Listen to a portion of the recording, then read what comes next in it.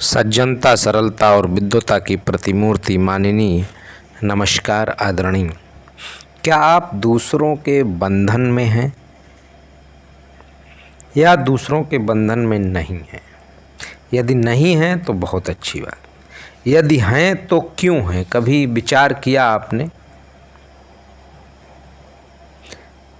जब हमने इस शरीर में प्रवेश किया था तब हम खुद व खुद अव्यक्त अवस्था से व्यक्त और भौतिक स्वरूप में प्रकट हुए थे।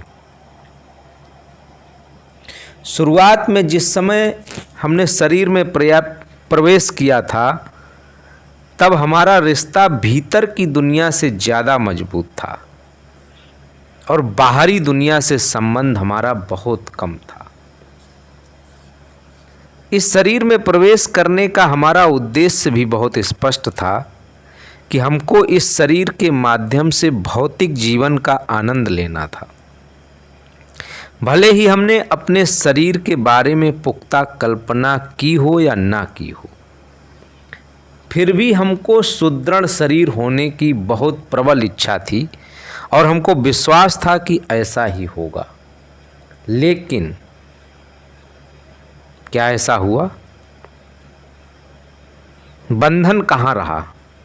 कहाँ आया बंधन?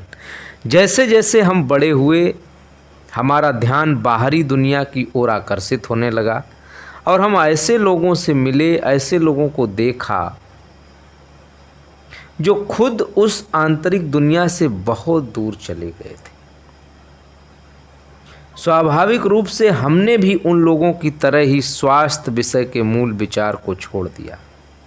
इस शरीर में प्रवेश करके स्वस्थ और तंदुरुस्त रहना सहजता से संभव है, लेकिन एक बार जब हम इस शरीर में प्रवेश करते हैं तो हमारे आसपास की दुनिया हमें इसके जैसा बनाने की कोशिश करती है और हमारा ध्यान जो हमारे अंदर के वास्तविक अस्तित्व पर होता है वो उसे अपनी तरफ आकर्षित करने का प्रयत्न करता है। कई छोटे बच्चे अपने अस्तित्व में खुश रहना पसंद करते हैं, लेकिन माता पिता, शिक्षक, परिवार वाले, घर वाले उनकी खुशी की परवाह नहीं करते और उनका उपयोग अपने खेल तमाशे, अपने मनोरंजन के लिए करते हैं।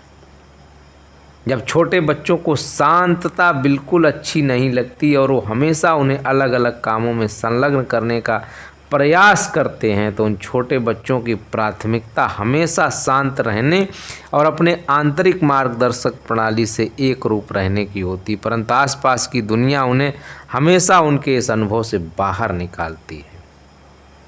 आनंद और एकता जिसे वो स्वयं खो चुके हैं उन छोटे बच्चों का भी खोने के लिए मजबूर कर देते हैं। ये कहें कि उनका छीन लेते हैं। इस शरीर में हमने जो प्रवेश किया इसका मतलब है कि हमको इसकी विविधता का अनुभव लेना था।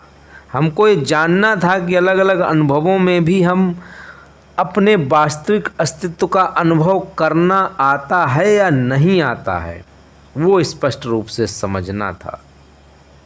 जब हम बाहर की दुनिया से जुड़ते हैं तो हमको आसानी से समझने लगता है कि कौन कौन से अनुभव हमको अच्छे नहीं लगते या कष्टदायक लगते हैं।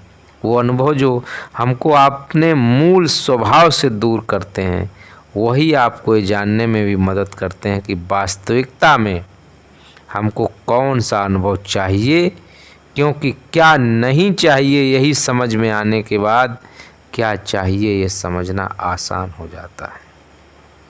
दूसरों के बंधन में हैं कि नहीं हैं, महसूस करिए। अगर नहीं हैं तो बहुत अच्छी बात, अगर हैं तो उस बंधन को तोड़ दीजिए, अपने मूल स्वभाव में आने का प्रयास करिए। उन अनुभवों को समेटिए जिनमें मूल स्वभाव से दूर किया है आपको, उनको समेट कर दूर करिए और जिनको अपने स्वभाव के पास लाना है उनको इकट्ठा कीजिए।